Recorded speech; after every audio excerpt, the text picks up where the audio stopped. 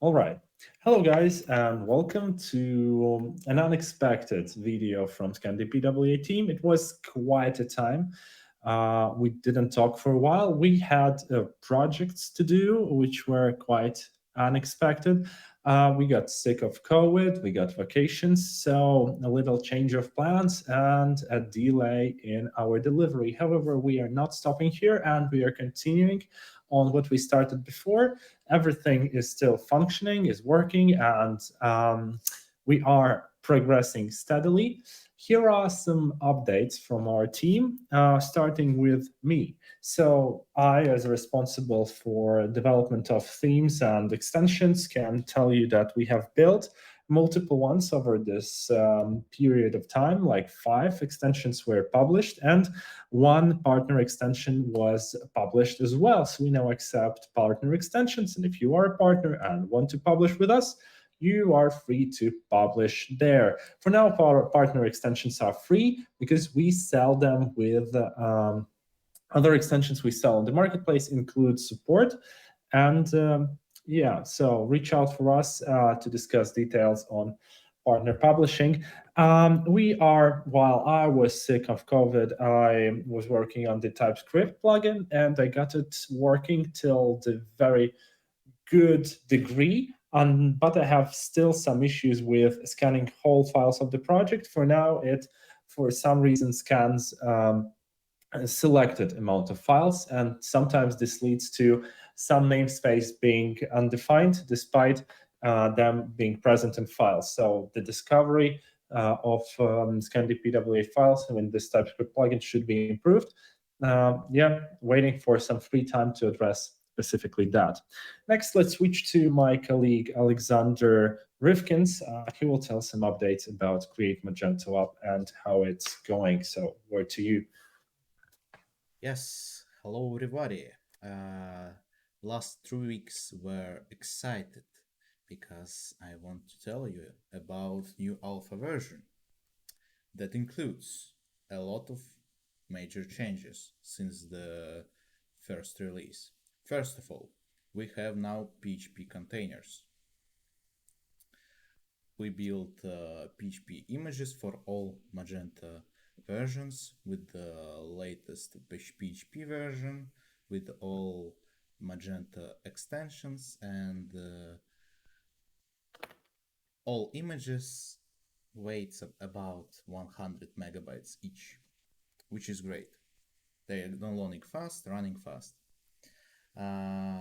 Next, we dropped MySQL from the setup because we already had MariaDB on M1 powered MacBooks, but because of this fragmentation, some systems had MariaDB MacBooks, some systems had MySQL, different versions, and I observed that some of our colleagues and I myself had troubles running MySQL 5.7 on their Linux machines.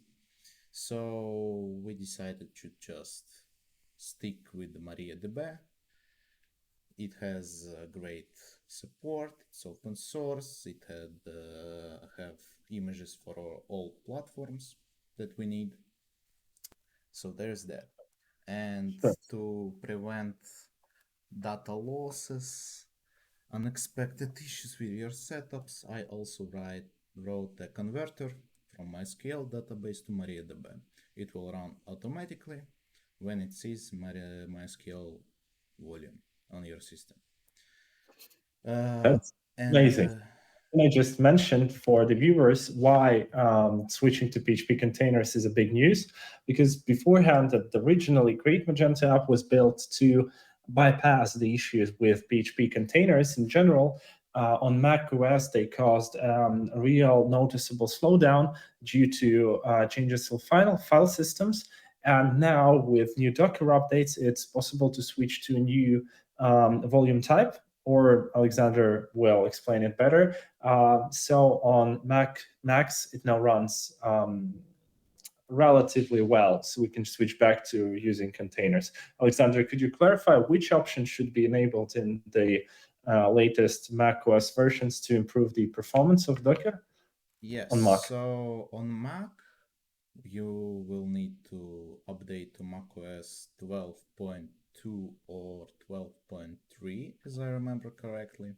Well, at least this feature is written, well, description. The latest version, as we say. Okay, latest version, the latest version, just not the beta one, hopefully. And you will need the Docker Desktop 4.6 at least version. And this feature is called VirtuoFS, and it is built especially for virtual environments. That's why in the blog post Docker, where Docker announces this feature, they say that it runs better at up to 98% with file system operation, which is great, really. And last major change will be that M1 powered MacBooks now will properly run Magento 2.3 to 2.3.4 versions just fine, because we had built the wouldn't say custom version of Elasticsearch image, but we built an Elasticsearch image that supports both AMD 64 and ARM 64 platform architectures. Sure. Thanks for your updates. Quite a detailed list and quite a precise one. I love how Alexander is specifically mentioning each version. This is adorable, I would say. So techy. So that's cool. And thanks for very precise information shared with us. Now, moving onwards to Alexander's and Jan's working on TypeScript migration and, of course, helping projects. Currently, some of our team members, like Jan's, are busy with little tasks that they still have to finish before they can move back to TypeScript migration. But Alexander got there faster. So could you tell us more about what you're up to? Yeah, so basically, as we are just continuing to fixing the issues since we already migrated, all the code is migrated to the TypeScript. We are just fixing the issues that appear after migration, in the process of the migration. Something is fixable easy, something is not. Like for example, in the middle of logic, there's some type is not correct, can be, and if you're gonna fix it, it just pop-ups the error in another place. So yeah, that's a bit of refactoring to fix those issues. Same as, for example, one of the things that we wish to make is to use on the one history in the code. Basically, right now I have, as I remember, 3 types of history. That's router history, browser, and stuff like that. And to be more consistent, we want to use only browser history. But it means that we need to refactor a bit of code.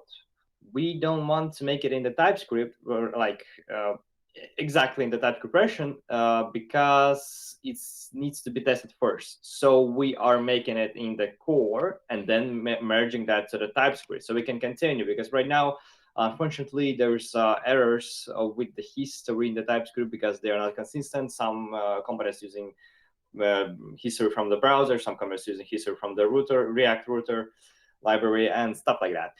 Also, parallelly, right now I'm making a cool extension that everyone is going to be like that. That's animations in the ScandiPWA. So yeah, I'm just jumped on this one extension to make a bit of hard logic so it can be reusable, and there's going to be pop-ups. They're gonna smoothly appear, and some images gonna zoom and stuff like that everyone likes on the websites. So yeah, that's, I guess, right now what we have. Beautiful. If there are no more comments from the team, I would like to thank you all for participating, and I hope we'll meet next week to continue sharing updates, and we'll have much more time to work on the TypeScript project and finish it up soon. So wish you everyone good luck, and bye-bye.